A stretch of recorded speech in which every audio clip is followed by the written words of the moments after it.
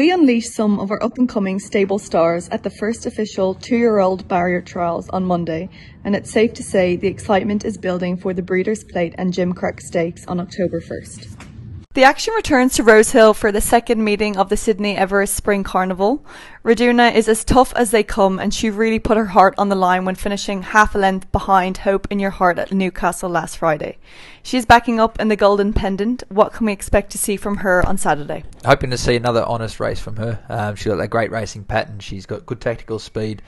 She can take up the running and she can sustain a good gallop. So she's performed really well at this track before. I think the distance is ideal for her. Hoping to get the conditions to suit on the day and expecting another bold performance from her. Obviously she's up in grade yet, once again, yet to be a stakes winner, but certainly feel it's an open enough field for her. Surf Dancer will make his debut this preparation in the Group 2 Shannon Stakes over 1500 metres. He has had 2 trials leading into this contest, which show that he has returned in great order from his recent spell. Are you expecting him to run a big race? Yeah, certainly am. I really think he's in great shape. He had a short turnaround from a successful campaign last time in. His main aim being the big dance, his preparation, having qualified. So this is a nice first up task for him. With some of that retained residual fitness, 1500 metres first up shouldn't be a problem. He is up in grade, but certainly feel he's going well this campaign. FERRY looks to have found his form on Australian soil.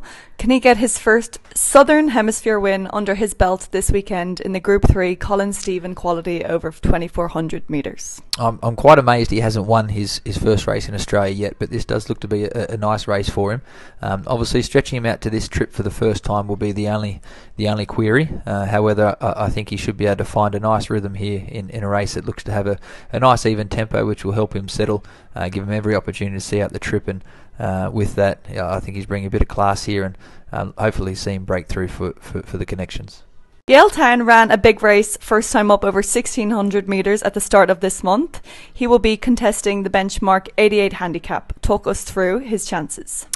He'd been off the scene for a while, so I thought it was an excellent return over the mile first up in testing conditions. He led them up and stuck on very well. Just showed he was looking for a bit further distance, and he certainly gets that on Saturday.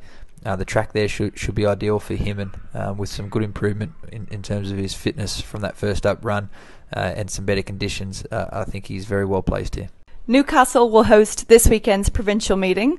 Florice will look to break her maiden in the Fillies and Mares handicap over 1400 metres. She was so close last time out at Newcastle over the same distance, where she finished half a length behind the winner.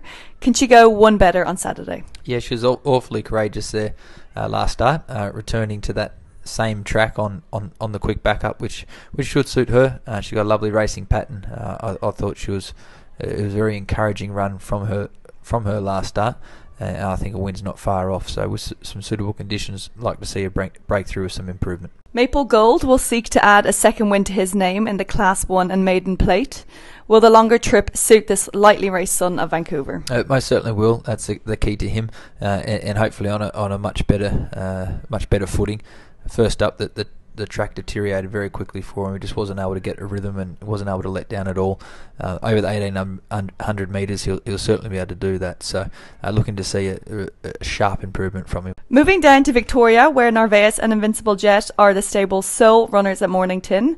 They're both running in benchmark 70 handicaps over 1500 metres and 1200 metres respectively. How do you rate their chances? NARVAEZ struck winning form there last start. He's come on from that very well, back to the same track and a nice suitable distance, so I think he can carry that form through. He looks to be in great shape. Invincible Jet's got that lovely racing pattern, some great tactical speed there that I think will really suit conditions at that particular track, so he's ready to break through, and hopefully he can do on Saturday. Alligator Blood ran out of his skin in the Mackivy Diva Stakes, where he was pipped to the post. On Sunday, he will look to add the Group 1 Underwood Stakes to his resume. It's promising to be an exciting affair, with Alligator Blood set to come up against Zaki and I'm Thunderstruck.